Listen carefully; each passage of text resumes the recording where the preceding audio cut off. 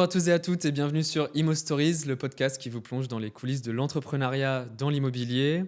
Mon objectif est simple, vous faire découvrir des personnalités qui font ce secteur qui nous concerne tous. Je m'appelle Thomas Reynaud, je suis un des 2 associés fondateurs de Garant.me et on a lancé ce podcast avec l'ESPI, l'École supérieure des professions immobilières. C'est l'école qui forme les jeunes talents de l'immobilier de demain. On les remercie chaleureusement de nous accompagner, nous aider à promouvoir ce podcast au plus grand nombre.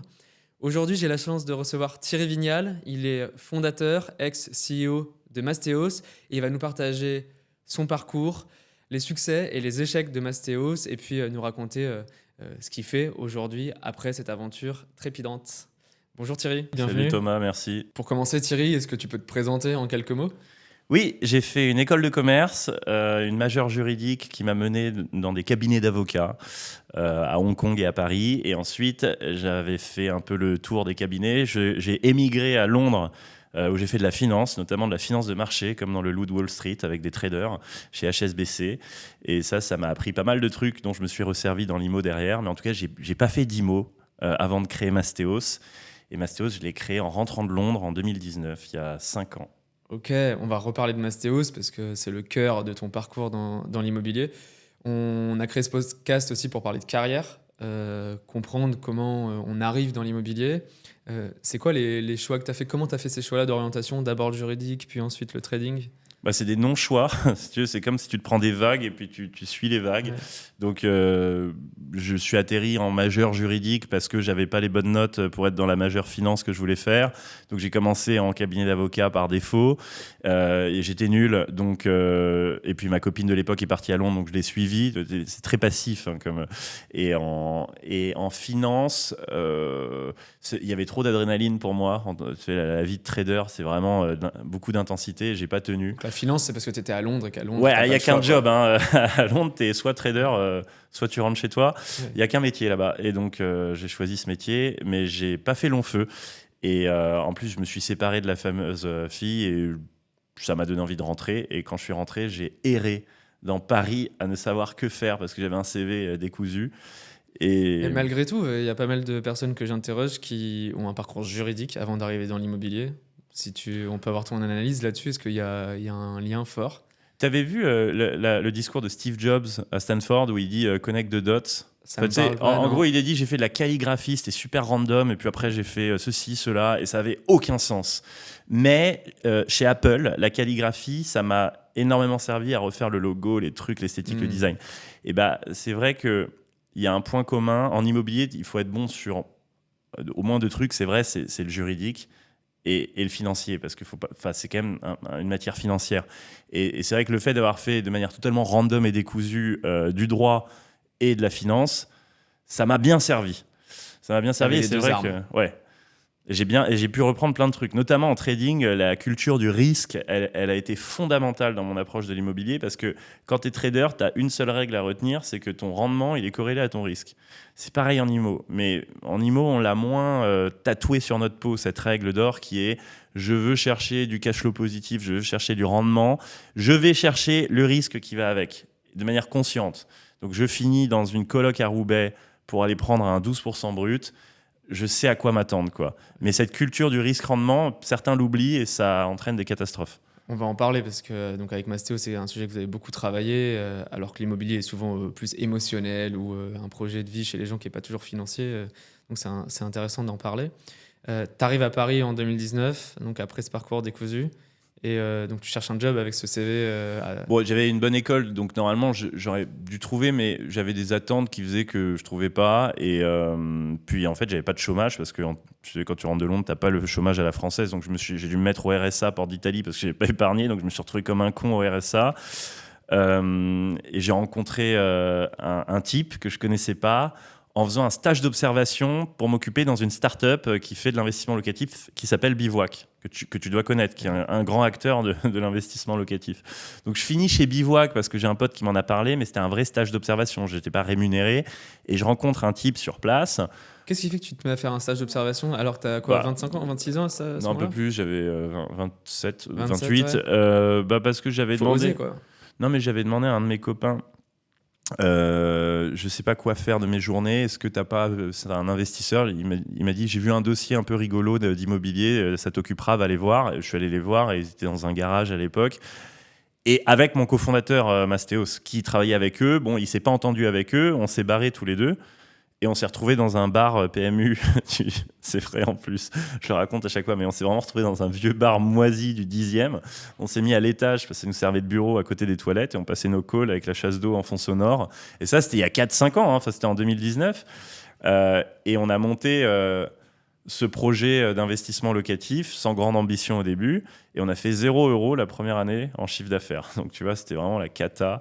Donc c'est 2 âmes en peine, au RSA, qui n'ont jamais fait d'immobilier, qui n'ont jamais monté de boîte, qui sont dans un bar moisi et qui déposent des statuts pour faire de l'immobilier. Qu'est-ce qui vous rassemble au-delà de l'expérience bivouac ratée? C'est tout. On avait tous les deux besoin de payer le loyer. On était... En plus, personnellement, on n'avait pas un fit super, mais professionnellement, le seul truc qui nous rassemblait, c'est qu'on avait un... Je sais pas. En fait, on avait cette mentalité de se dire, soit on le fait... on fait un truc grandiose, soit on le fait pas, et puis surtout on avait envie de s'amuser. Donc quand je dis on crée ce projet sans grande ambition, c'est pas ce que je veux dire. Ce que je veux dire, c'est on le crée, on y va franco, on n'a rien à perdre, et si on gagne tant mieux, mais on veut le faire en s'amusant et on veut que ça ait de l'épaisseur. Si jamais ça prend, on y va à fond. Okay. Mais on postulait en parallèle, tu vois, au début. Et si on veut parler de lui 2 secondes, c'est quoi son parcours? Qu'est-ce qu'il fait chez Bivouac? Maxime, il a pas de CV particulièrement. Tu vois, il a fait une école random à Grenoble et puis après il a été prestat dans des boîtes, et puis tu vois, il a eu 2 ans d'expérience, et puis il a croisé le chemin des fondateurs de Bivouac, et il s'est dit, je vais me greffer à eux, mais finalement, ça n'a pas marché. Non, mais c'est vraiment 2 âmes en peine, c'est l'anti-modèle, Mastéos, c'est vraiment l'anti-modèle absolu. Okay, donc une première année hyper compliquée. Où on se paye pas, on est au RSA, moi je dois taxer de l'argent à droite à gauche pour survivre, lui aussi, et on fait 0. Et donc c'est chiant. T'arrives à expliquer aujourd'hui pourquoi cette première année ça rien passé? Mais non, mais l'immobilier ça prend du temps, tu vois, même si tu commences à faire une vente, tu l'encaisses 6 mois plus tard, parce que tu as le notaire, le financement, les trucs, donc c'est en 2020 qu'on commence à encaisser. Et ce qui est drôle, c'est qu'à partir de 2020, tu vois, on aurait pu arrêter le projet et se dire, allez, ça marche pas. Sauf que littéralement, un trimestre plus tard, on explose. C'est-à-dire qu'entre 2020 et 2022, on passe déjà, on passe de 0 à 2 millions de chiffre d'affaires. Enfin, 2020, on fait 2 millions de chiffre d'affaires. Oui. 2022, on fait 20 millions. 2020, on est 3 salariés, même moins. Enfin, on démarre à 2 salariés. 2022, on est 400. C'est très drôle. C'est très drôle la violence de l'accélération qu'on a connue en 2020-2021. Ouais. Ok, hyper intéressant ça. Bon, tu nous racontes un peu. Alors en gros, comment ça s'est passé? Donc, j'aime bien raconter l'histoire foireuse du début parce que ça démystifie aussi le mythe de l'entrepreneur génial avec un master plan et une stratégie bien réfléchie dans son garage et 2 génies. Non, c'est 2 losers, pas de stratégie. Un peu d'énergie, l'envie de s'amuser et de la persévérance. Donc on tient 1 an sans encaisser. Et après, on arrive dans un environnement intéressant parce que les taux sont à 0, le marché est inondé de liquidités, les VC savent plus quoi faire de leur argent.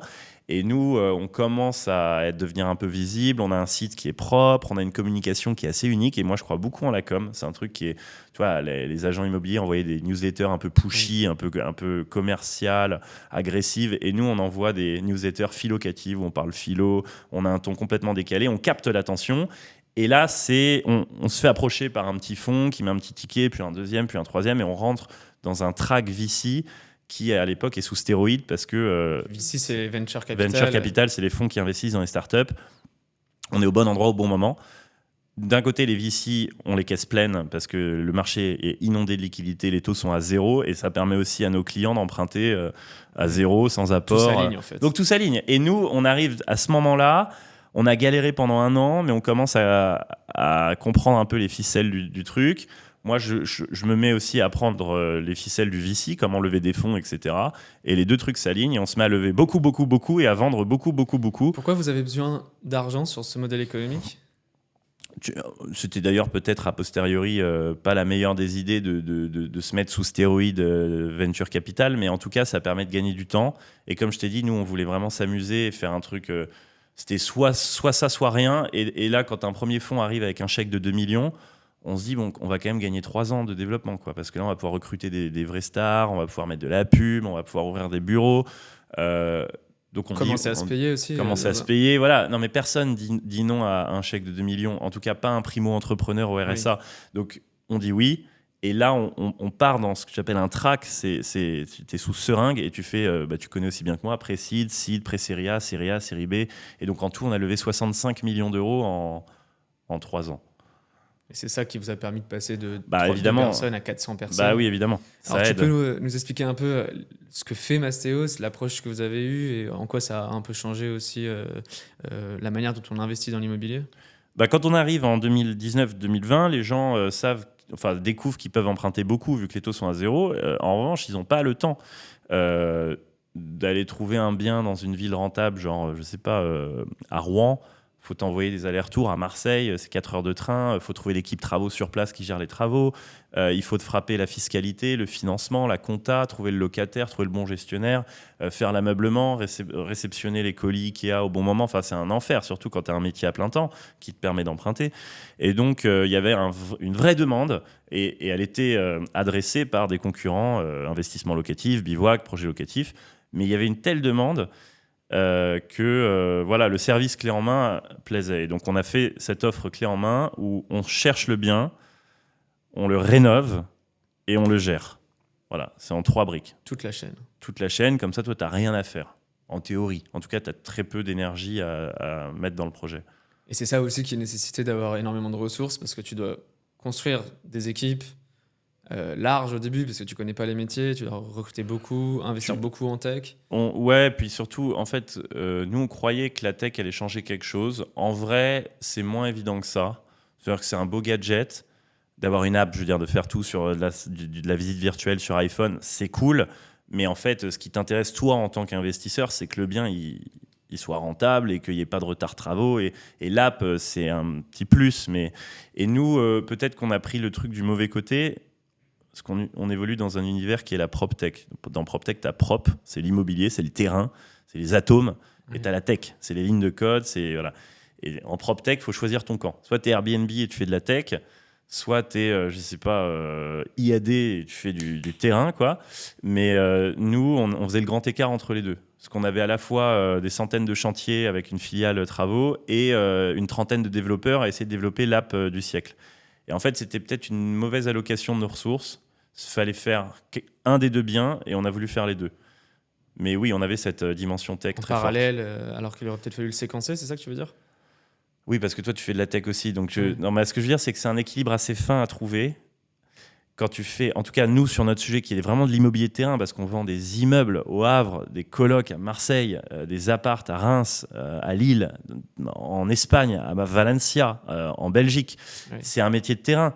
Et donc, en fait, il y a une telle complexité opérationnelle que si tu commences, et c'est ce qu'on a fait, à allouer des ressources à de la tech, c'est des ressources qui ne sont pas allouées au terrain. Et en fait, c'est un arbitrage. Tu as des ressources limitées. C'est soit tu satisfais le client avec des opérations au top, soit tu fais de la tech. Et est-ce que, justement, faire de la tech, ce n'était pas la condition nécessaire pour pouvoir lever des fonds ? Si. Donc, c'est ça aussi qui joue, non ? Ouais, après, on y croyait vraiment. Enfin, d'ailleurs, elle est très bien, la tech qu'on a développée. Et je t'avoue qu'elle fluidifie pas mal le parcours. Mais si c'était à refaire, je prioriserais la partie ops, la partie prop, pour être irréprochable là-dessus, avant de vouloir réinventer la roue sur la tech. Ok, donc solide sur les fondamentaux, sur le terrain, avec des petits plus. L'immobilier, et je crois que c'est l'ESPI qui sponsorise, oui. C'est un métier de terrain, c'est un métier local. C'est d'ailleurs ça qui nous préserve de l'intelligence artificielle, parce que les robots, ils connaissent pas Bourg-en-Bresse aussi bien que quelqu'un qui a grandi. Et donc, moi, avec le recul, ce que je peux reprocher aux startups PropTech, c'est de trop vouloir jouer à la technologie et oublier le terrain, le client, le local, les fondamentaux. Donc ouais, c'est ça. S'il y avait un reproche à faire au choix que j'ai fait. Puisqu'on parle carrière dans ce podcast, tu parles de privilégier la technologie par rapport au terrain. Quand tu regardes les profils de gens qui ont lancé des entreprises PropTech, ou bien les gens qui les rejoignent dans leur boîte, est-ce que tu penses que ça manque d'agents immobiliers, de formation, des gens qui ont vécu le métier de manière plus traditionnelle ? Je sais pas, parce que les agents IMO, le problème, c'est qu'ils sont formatés et tu as envie d'avoir du sang neuf. Donc, il y a un peu de ça. Mais le start-upper qui a fait l'EDEC à Paris, il est ultra formaté aussi. Donc, moi, par exemple, chez Mastéos, on faisait beaucoup de chantiers. On a fait 900 chantiers dans 180 villes. Il y avait énormément de travaux. Et au board, j'avais des stars qui avaient fait Polytechnique, HEC, Stanford, toutes les stars du milieu, mais personne n'avait fait un foutu chantier dans sa vie.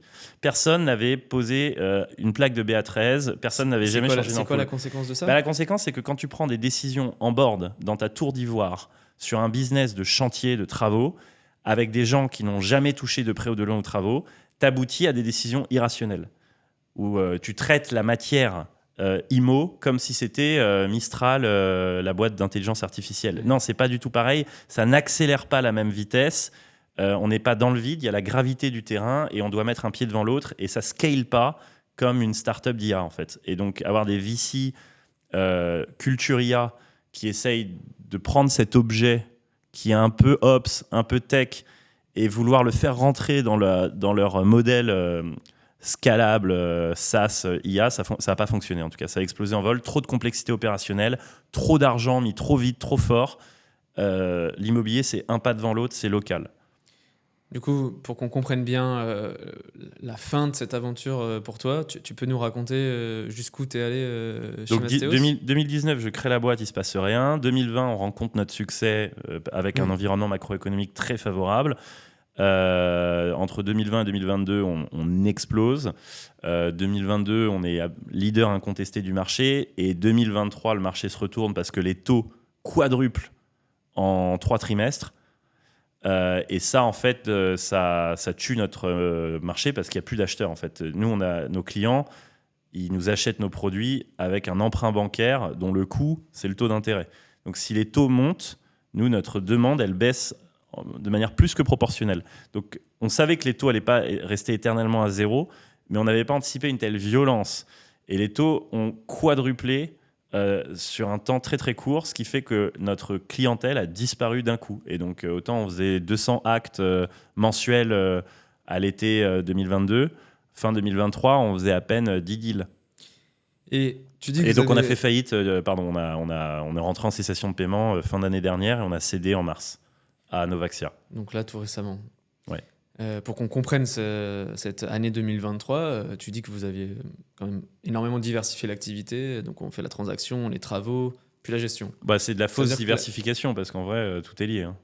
Ouais. Si le marché s'arrête, t'as pas de travaux. L'activité de gestion ne suffisait pas à porter la boîte dans une période de creux. C'est ça, c'était trop petit ?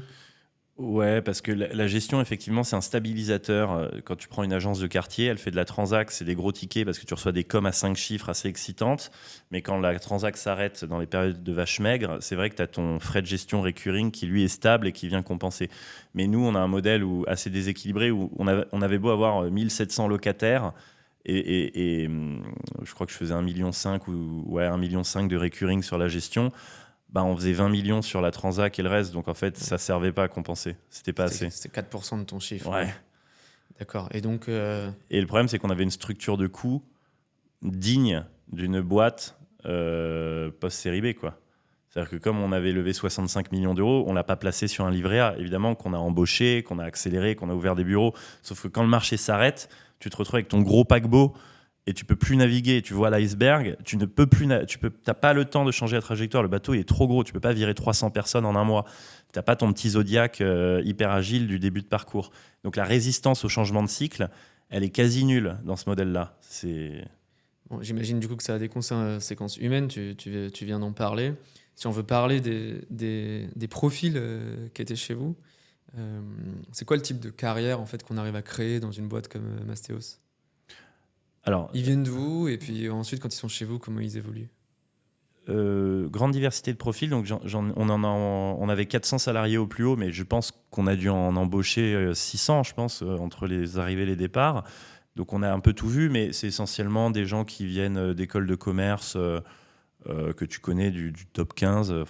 En vrai, je crois que moi, à titre personnel, j'ai jamais regardé un CV et on était assez peu sensible. Sauf dans le top 5 du management à l'école, on allait regarder surtout l'énergie des gens et s'ils étaient bien intentionnés et s'ils avaient un bagage technique solide. Et quelle carrière ça fait. En tout cas, moi, ce que je constate, c'est qu'ils se sont bien marrés. La fin, pas du tout. La fin était catastrophique. C'est un enfer. Il y avait des larmes. Les gens se sont retrouvés sur le carreau à Noël, quoi. Donc, c'était une catastrophe. En revanche, il ne faut pas oublier que sur la phase ascendante, on s'est beaucoup amusé. Et ça, c'est consensuel. Tous les anciens mastos se le diront. Je pense, malheureusement, ils ne pourront jamais s'amuser autant qu'on s'est amusé. C'est quoi qui génère autant d'amusement? C'est la croissance? L'euphorie? C'est l'euphorie, de l'ascension, quoi. De passer de rien à leader d'un marché, d'être tout le temps visible partout, d'être star du secteur. Et les salariés, on vit ça, et puis on changeait de bureau tous les 6 mois, quoi. À la fin, on était dans un hôtel particulier dans le Marais, on recevait le ministre du Logement qui venait à nos bureaux, il y avait 10 mètres sous plafond, il y avait des spitz partout, il y avait des centaines de personnes, on faisait péter le champagne quand on faisait des mois à plus de 200 ventes, enfin c'était euphorique. Donc en fait, la fin, la faillite était humainement atroce pour moi, hein. Je suis en semi-dépression et plein de mes anciens salariés le sont aussi. En revanche, si c'était à refaire, c'était une aventure humaine tellement incroyable qu'elle compense largement la tristesse de la fin, quoi. Et donc, en fait, il venait pas là pour construire une carrière. Il venait là pour vraiment vivre un truc intense. Et il s'avère que, maintenant, le logo Mastéos marche bien sur le marché du travail. Donc, la plupart n'ont pas de mal à être... Oui. T'en as repris de chez moi, toi? Pardon. Non, on n'a pas eu la chance d'embaucher de qui que ce soit de Mastéos, mais on va peut-être regarder. Il y en a peut-être encore des bons profils. Pour finir l'histoire, donc, c'est Novaxia qui a repris l'activité au mois de mars.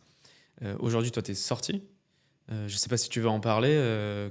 Comment ça se passe, la sortie d'un fondateur après un rachat?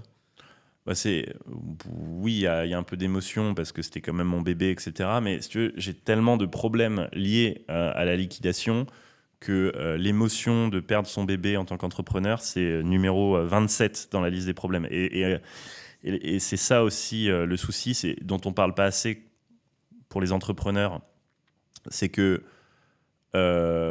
faut pas faire faillite en France, ou en tout cas, faut vraiment bien l'anticiper. Parce qu'on l'anticipe pas. Quand on crée une boîte, on est tout feu, tout flamme. C'est pas du tout un scénario qu'on envisage de faire faillite. Et en fait, ça implique énormément de choses que je vis actuellement. Il y a un risque qui se matérialise. Et en fait, quand tu fais faillite, surtout à cette échelle, moi, il y a beaucoup de gens qui s'énervent, quoi. Et j'ai des actionnaires, des salariés, des sous-traitants, le fisc. C'est quoi? C'est un sujet de réputation? C'est un sujet de responsabilité? Non, c'est littéralement, c'est du juridique pur. Et tu sais, nous, les mandataires sociaux, je crois que tu es président de GarantMe. Oui. Bon, tu es mandataire social. Oui. À moins que tu aies pris une assurance, tu n'as pas de chômage. Comme quand je rentrais de Londres et que j'étais au RSA. Aujourd'hui, j'ai pas de revenus, j'ai pas de chômage. J'avais pas vendu de part Mastéos, donc j'ai pas gagné d'argent dans Mastéos. Alors que tu as travaillé comme un dingue pendant 5 ans. Non, mais c'est pas ça que je veux dire. C'est que les gens, comme ma boîte, elle valait 155 millions d'euros l'année dernière et que mes parts, elles valaient 30.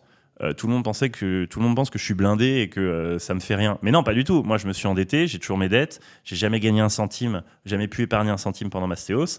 Et aujourd'hui, j'ai pas de revenus. J'ai pas de revenus, mais j'ai une pression juridique qui est gigantesque parce que je me prends des procès dans tous les sens d'actionnaires, de salariés, de sous-traitants, etc. Je dois gérer une liquidation avec des mandataires judiciaires et ça m'empêche. Je peux pas prendre un job à côté parce que c'est quasiment à temps plein, la gestion de liquidation. Et ça, on n'en parle pas assez. Et je pense que c'est important pour les entrepreneurs, il ne faut pas les décourager, mais en tout cas de bien anticiper la fin et de bien se protéger. Il y a des choses que tu aurais faites différemment pendant cette expérience, justement, pour éviter ce type de situation? Oui, les fautes que j'ai faites, elles sont typiques du primo-entrepreneur tout feu, tout flamme. Moi, je revivrai ce genre d'aventure, mais évidemment, là, si je remonte une boîte, je ne vais pas faire les mêmes erreurs, je ne vais pas m'emballer avec les VC, je vais surveiller ma structure de coûts, je vais commencer à m'intéresser à un concept un peu alien dans notre milieu qui est l'EBITDA, la marge. C'était presque un gros mot quand j'ai levé des fonds de dire si tu fais de l'EBITDA, c'est que tu ne vas pas assez vite. En fait, si tu fais du profit, c'est que tu ne vas pas assez vite. En fait, si l'hypercroissance, elle implique de cramer beaucoup de cash. Donc voilà, moi maintenant que j'ai vécu le traumatisme d'une faillite post-VC, je vais faire le modèle inverse. Je suis très très conservateur dans mon approche de l'entrepreneuriat maintenant. Et tu as envie de réentreprendre? Alors, je n'ai pas le choix parce que je suis inembauchable. Enfin, je veux dire, si tu reçois mon CV, ça m'étonnerait que tu me prennes parce que tu vas dire, vu son profil, c'est pas quelqu'un qui va rester longtemps. Donc, en fait, je suis vraiment pas embauchable. Parce que tu as été entrepreneur d'une grosse boîte et on va te soupçonner de... Mais non, mais c'est le cas. Moi, tous les profils entrepreneurs qui ont postulé chez moi, au bout de 3 mois, ils avaient leur nouvelle idée, ils s'en allaient. Donc, j'ai passé 3 mois à les former, je les perds. Si je reçois ton CV, je vais pas te prendre. Je sais très bien que tu n'es pas fait pour le salariat. Une fois que tu as été entrepreneur, tu peux pas revenir dans le salariat et personne va te croire. Et par ailleurs, comme j'ai pas de revenus, je suis obligé d'entreprendre et je suis piqué à ça. Donc oui, je vais remonter une boîte très rapidement. Mais c'est aussi quelque chose qui te donne envie. C'est bien sûr quelque chose qui me donne envie et qui m'excite. Le problème, c'est que pour entreprendre, t'as pas besoin de grand chose, t'as pas besoin de diplôme, t'as pas besoin d'argent, t'as besoin d'un truc, c'est de l'énergie. D'accord ? Et je dis pas ça de manière symbolique, c'est vrai en fait. L'énergie, c'est ta currency, c'est entre un mec qui a du cash et un mec qui a de l'énergie. Moi, je mise sur celui qui a de l'énergie. Et quand tu es dans une faillite, dans une liquidation, tu te fais écraser. Moi, mon niveau d'énergie, aujourd'hui, il est à 0 parce que je subis un stress permanent entre les administrateurs, les juges, les procureurs, les avocats. Et c'est très dur de retrouver un élan entrepreneurial, de retrouver cette flamme, cette énergie qui anime quelqu'un qui n'a rien à perdre et qui n'a pas cette pression. Et je l'avais au début de Mastéos. Aujourd'hui, je dois lutter pour la retrouver à travers plein de techniques, le sport, les amis, voilà, mais c'est retrouver l'énergie, et c'est la seule condition pour lancer un projet. Si on veut repartir sur quelque chose de plus positif, c'est quoi ton principal souvenir, ta principale fierté de cette expérience ? Bon, il y en a plein, mais le jour où j'ai reçu le ministre du Logement à mon bureau, ça m'a fait quelque chose quand même, parce que c'était à quel moment ? C'était l'année dernière. Il est venu participer à une conférence que j'organisais au Loco Mastéos. Ça m'a fait quelque chose. Le jour où on a fait 200 ventes en un mois, je me suis dit que là, je crois que c'est un record. Le jour où... en fait, c'est plus des moments... En fait, j'ai des images où j'arrive au bureau et il y a 200 personnes devant moi. Et c'est pas un truc d'ego, c'est une fierté. Et 200 personnes qui kiffent, qui sont heureuses, une énergie incroyable, des petits chiens partout. Et en fait, tu vois ça et tu te dis... c'est grisant, quoi. Ah, c'est incroyable. Enfin, et les mecs ils kiffent venir au bureau, tout le monde est heureux. Et tu dis, j'ai créé de l'emploi et j'ai créé surtout ce kiff, quoi, collectif. Bon, il a été de courte durée, mais c'est des images qui reviennent comme ça. Ouais, mais j'imagine que ça doit être une fierté, ouais. Tu parles du ministre du Logement. Il y a une actualité immobilière riche ou pauvre, en l'occurrence. Comment tu vois l'état actuel du marché, toi ? Quel avenir tu arrives à prévoir, à entrevoir, même si c'est assez compliqué ? Puis c'est quoi tes espoirs aussi pour ce marché-là ? Alors, le marché, il est dead, hein, c'est pour ça que j'ai fait faillite. Et malheureusement, j'ai pas mal de confrères qui souffrent dans le secteur, qui ne le disent pas forcément, mais en tout cas, c'est factuel, hein, il n'y a plus de ventes. Pourquoi il n'y a plus de ventes ? Parce que les taux ont un peu brisé l'élan. Il y a eu des contraintes réglementaires assez fortes avec les DPE, les plafonnements, les lois anti-Airbnb, qui ont pas mal découragé l'investissement immobilier. Et aujourd'hui, tu as l'incertitude politique avec les législatives et la dissolution de l'Assemblée. Juste pour que vous le sachiez, on enregistre à 2 jours du premier tour des législatives. Tu vas voter pour qui ? Ça, je vais le garder secret pour le moment. Alors moi, je vote pour le parti animaliste, je tiens à te le dire. Et puis, ces incertitudes politiques, elles viennent geler le marché. Mais je pense que c'est un bon moment parce que ça fait baisser les prix. Là, pour le coup, je vois vraiment une baisse des prix très forte sur Paris. Je suis revenu sur le terrain pour essayer de gagner des sous à jouer à l'agent immobilier et j'adore ça. Et le retour au terrain, il fait beaucoup de bien et on constate que les prix baissent. Et donc, pour la première fois depuis longtemps, tu peux acheter un bien à Paris avec un budget accessible et avoir de la vraie renta. Je vois des studios en ce moment, des vrais studios, hein, des trucs de 14-15 mètres carrés à 120, 130, 140 000 euros. Et je ne parle pas de chambre de bonne, je parle de vrais studios. Et c'est des trucs qui s'autofinancent. Alors qu'ils étaient montés à 150, 160. Ouais. Donc en fait, si tu es une grosse boîte comme Mastéos avec une grosse structure de coûts, j'ai aucune chose positive à te dire. En revanche, c'est le bon moment pour ceux qui veulent se lancer dans l'entrepreneuriat et dans l'immobilier de rentrer au point bas parce que ça ne peut que remonter. Et forcément, quand les prix décotent autant, quand les rentas à Paris se restaurent à ce niveau-là où tu peux quasiment être autofinancé à Paris, ça réattire les gens et c'est sûr que ça va amorcer un nouveau cycle. Et je pense que d'ici d'ici 12-18 mois, on sera revenu sur un marché hyper dynamique. Bon, ce qui serait une bonne nouvelle. Ouais, il faut tenir. J'aime bien finir sur la question que se posent les étudiants, puisqu'on est sponsorisé par l'ESPI. Si tu devais donner un conseil à un jeune aujourd'hui qui veut se lancer dans l'immobilier, ou même à un moins jeune qui veut se reconvertir, ça serait quoi ? Déjà, être à l'aise avec les outils, l'IA. Aujourd'hui, on a ChatGPT, Perplexity, et les agents immobiliers s'en servent très peu. Bon, j'imagine que toi, tu l'as très bien intégré, mais et puis on a Parce que je suis pas agent immobilier. Ouais, c'est vrai. Tu connais Vincent Pavanello ? Oui. Il a lancé Mysteria pour aider les agents à s'occuper. Plus largement, les étudiants, il faut vraiment qu'ils profitent de ces outils d'IA que les générations d'avant n'utilisent pas et qui permettent aussi de faire la différence face au manque d'expérience d'un junior. Ça permet de faire des trucs incroyables en immobilier, de gagner énormément de temps. Et l'autre chose, c'est si vous voulez vraiment faire de l'immobilier, rappelez-vous que c'est un métier de terrain. Et donc, les startup tech, c'est cool, mais il ne faut jamais perdre la connexion avec le terrain. Il n'y a pas de meilleure école qu'en étant avec un acheteur, avec un vendeur, sur place, pour constater sur place. Donc, allez pas vous foutre dans une tour d'ivoire ou dans une start-up ou dans un bureau. Allez sur le terrain au maximum, c'est là où on apprend. Donc, c'est ça le bon début de carrière, c'est va vendre un appart ou va louer un appartement, va gérer un bien. Voilà, et faire la panoplie gestion, travaux et transactions côté acheteur et côté vendeur pour vraiment comprendre les différents interlocuteurs et pas être mono en début de carrière.